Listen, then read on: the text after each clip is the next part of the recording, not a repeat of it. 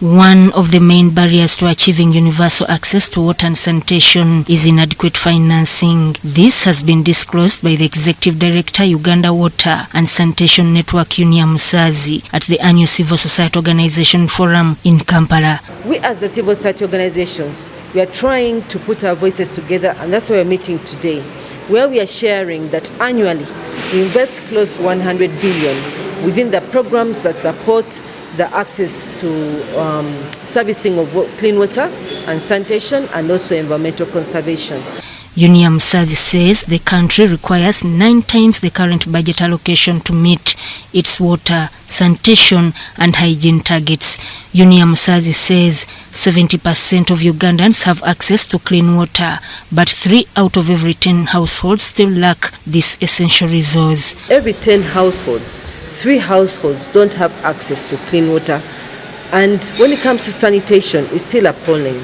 Close to more than 10 million Ugandans still don't have access to basic sanitation.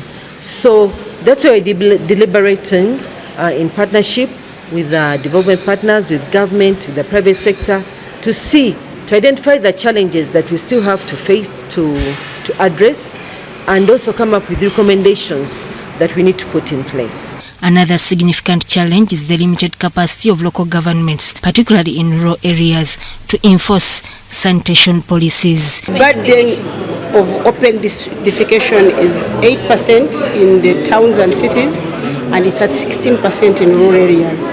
But this is average for the entire Uganda. You may find one community is contributing like 80% of this 16%.